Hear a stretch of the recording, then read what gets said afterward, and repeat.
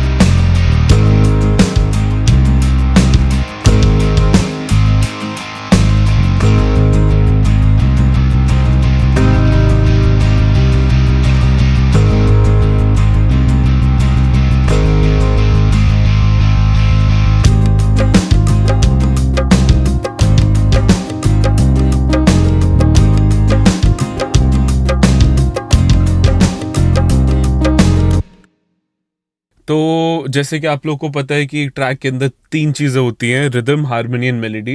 Rhythm obviously हमारा drum section होता है, वोकल्स हमारे मेलोडी होते हैं, and harmony is the foundation, the नीव ऑफ द ट्रैक, जिसके अराउंड पूरा ट्रैक बनता है। एंड तो मैं हमेशा फाउंडेशन के साथ, यूजली मुझे पसंद है, आप ड्रम्स के साथ भी स्टार्ट कर सकते हैं, बट हमने यहाँ पे ट्रैक इन कॉर्ड प्रोग्रेशन के साथ स्टार्ट किया।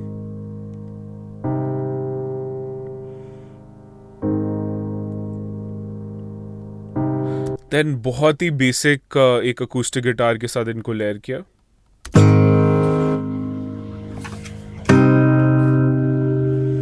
एंड देन सेम कॉर्ड जहाँ पे बट डिफरेंट इन्वर्जन को हमने कॉन्टैक्ट के गिटार के साथ प्ले किया, जो बहुत ज़्यादा मूवमेंट ऐड कर रहा है। एकदम से गाने में बहुत ज़्यादा मूवमेंट ऐड हो रही है क्योंकि उसमें रिदम है। तो देखते हैं यहाँ पे, जैसे क्विकली अगर मुझे बनाना हो एक 4 बार कॉर्ड प्रोग्रेशन, तो वो हम कैसे बनाएंगे। एंड देन मैं आपको शो कर सकता हूँ कि कैसे अगर मैं उसको कॉन्टैक्ट में कॉपी करूँ तो कितनी मूवमेंट आती है। गाना आपको एक्साइटिंग भी लगता है कि गाने को आगे हम कंटिन्यू करें।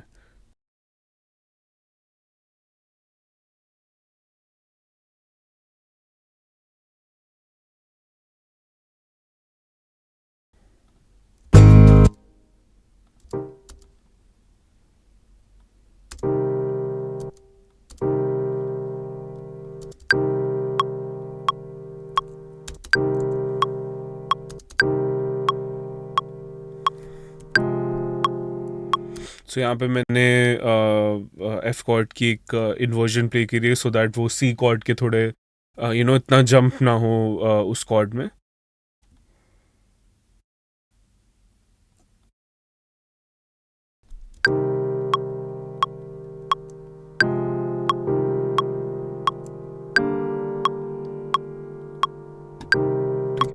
एंड सेम चीज़ मैं अपने एक कॉन्टैक्ट की गिटार पे कॉपी करूँगा एंड देखते हैं कैसा साउंड करेगा।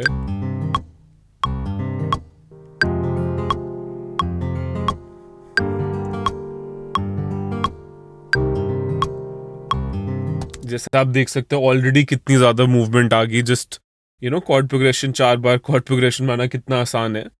एंड उसको मैंने कॉन्टैक्ट के प्लगइन पे कॉपी किया। एंड हम इसमें ऑब्वियसली स्टाइल चेंज कर सकते हैं, रिदम पैटर्न।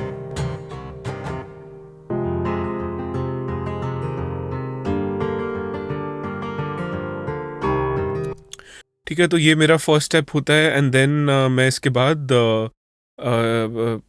इसके ऊपर ड्रम्स ऐड करता हूँ। तो इसके ऊपर जो मैंने ड्रम्स ऐड करे हैं वो यहाँ पे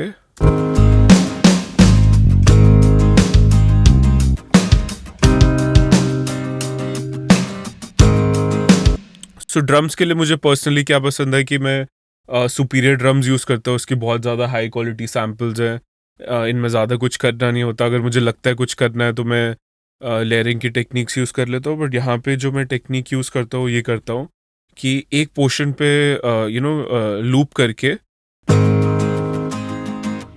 मैं रिकॉर्ड पे छोड़ दूंगा।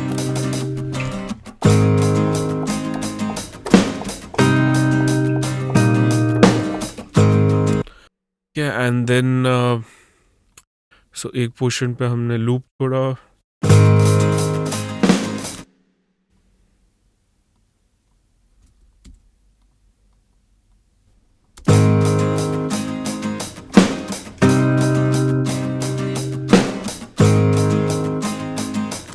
देन इनको क्वांटाइज करूंगा। देन ऊपर यहाँ पे एक प्लस साइन है, जिससे अगर आप इसके ऊपर रिकॉर्ड करोगे तो ये पुरानी वाली मिडी इरेज नहीं होगी।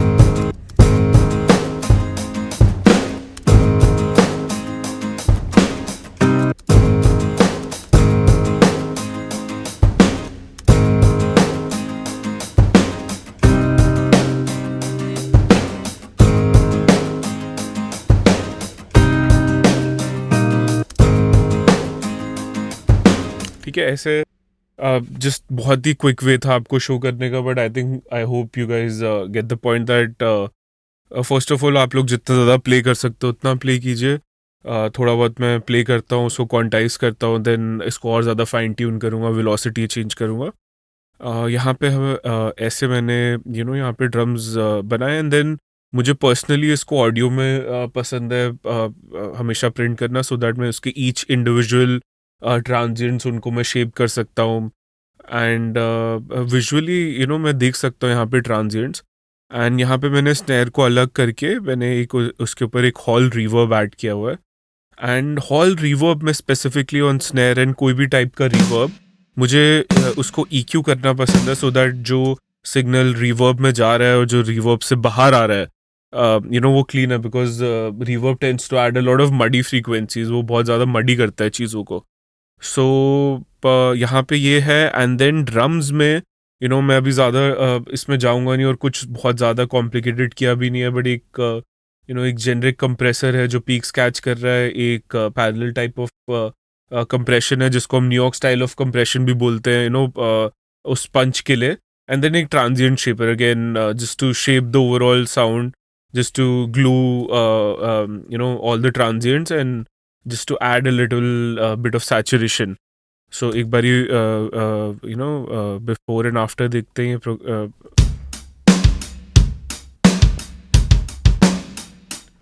just बहुत minor.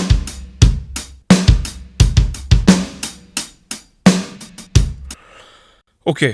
एंड देन मैंने सिमिलर वे से प्ले करके बेस ऐड किया इसमें।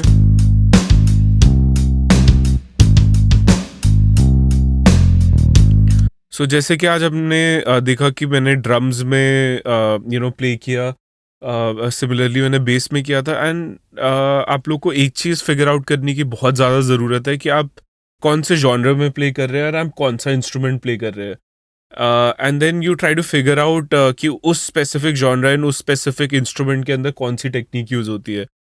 जैसे एक बेस प्लेयर एक नोट से दूसरे नोट पे स्लाइड करेगा, एक नोट से दूसरे नोट पे स्लैप कर सकता है, स्पेसिफिक स्ट्रिंग को स्लैप कर सकता है, स्पेसिफिक स्ट्रिंग पे म्यूट कर सकता है, देन स्लैप कर सकता है, देन स्लाइड कर सकता है। तो it's always good to talk to other musicians and maybe try to emulate other musicians so that आप उसको ऑथेंटिकली एमुलेट कर पाए मिडी के अंदर। एंड सेम चीज़ मैंने यहाँ पे करी है। एंड सेकेंड हाफ में गाने के मैंने बेस का पैटर्न थोड़ा फास्ट कर दिया, this to add more urgency.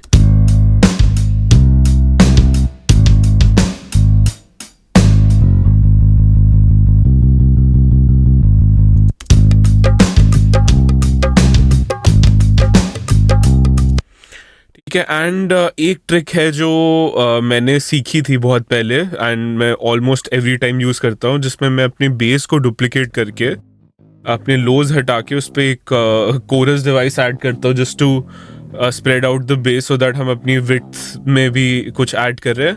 And एक बहुत स्पेसिफिक टेक्निक है गाइस जो मैं आप लोगों के साथ शेयर कर रहा हूँ, कि मैं अपने बेस को एक ग्रैंड पियानो के बहुत लोअर नोट्स के साथ लेयर करता हूँ. सो एक बारी तीनों को सुनते हैं. So this is without, oh sorry, without.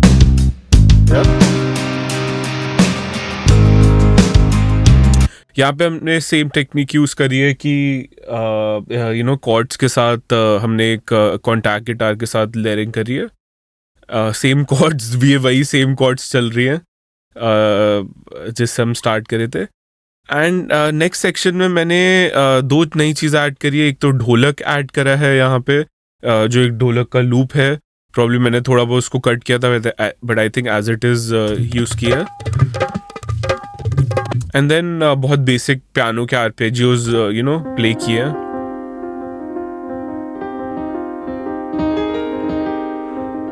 So piano के आर्पेजियोज के लिए भी मैं आपको एक ट्रिक दिखा देता हूँ कि मैं क्या करता हूँ कि जिस सेम सिमिलर जैसा हमने ड्रम्स में किया था कि एक पोर्शन पे आप लूप करिए and then you try to play in scale.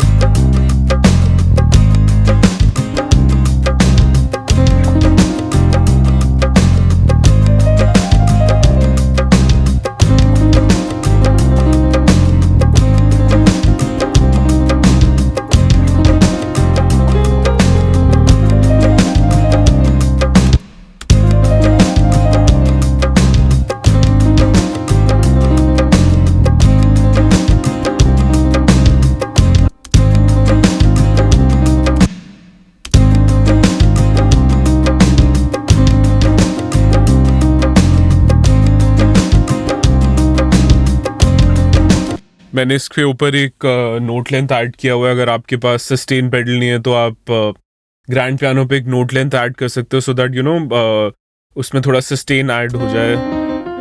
देख रहे हो आपके कितने चॉपी नोट्स हैं इसमें.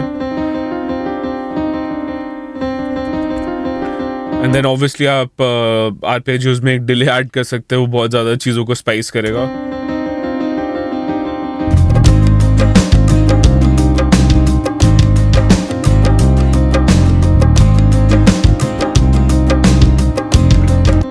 ठीक है, सिमिलर वे से मैंने मैंने आर्पेजियो यहाँ पे ऐड करे जस्ट वेरिएशन के लिए. एंड तबला ऐड किया. एंड ये हमारा पूरा बेसिक स्ट्रक्चर है. आई थिंक ये इतना पार्ट आपका बेसिक जब रेडी हो जाएगा तो आपको पता चल जाएगा इसमें क्या ऐड करना है, क्या नहीं ऐड करना. वोकल्स ऐड करके क्या मेलोडी ऐड करनी है. जैसे एक स्ट्रक्चर है, गाना स्टार्ट हो रहा है, इंट्रो है, वर्स है, प्रॉब्ली गाना नेक्स्ट सेक्शन पे जा रहा है जहाँ थोड़ी मोर एनर्जी है, प्रॉब्ली कोरस के लिए यूज हो सकता है. There is a break down, and the next part है.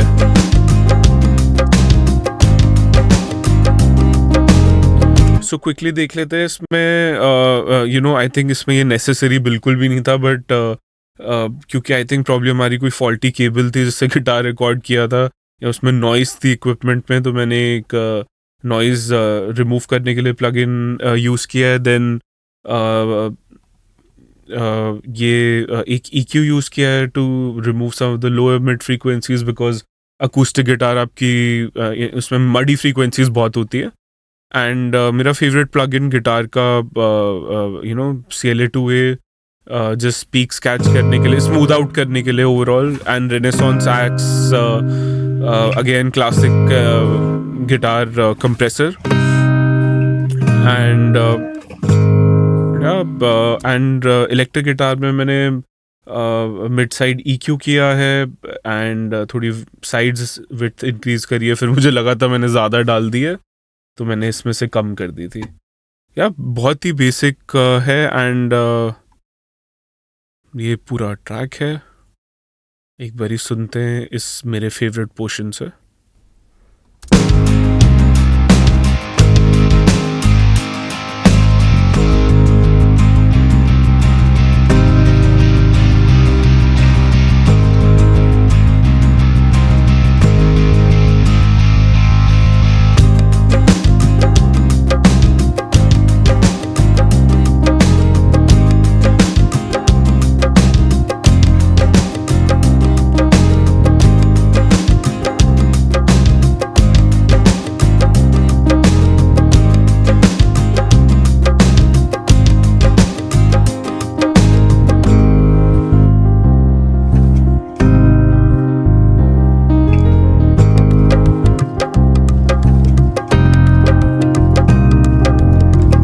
अच्छा, एक चीज़ भूल गया था कि मैंने बेस गिटार में एक बहुत ही एबल्टन का stock amp plug in use किया है उसमें बेस का प्रीसेट, एंड अगेन एक EQ, क्योंकि एम्प बहुत ज़्यादा चीज़ों को बूस्ट करता है, तो थोड़ा मिड फ्रीक्वेंसीज हटाई हैं बेस में से, एंड थोड़े हाइज हटाए हैं क्योंकि थोड़ा ज़्यादा क्रंची हो रहा था।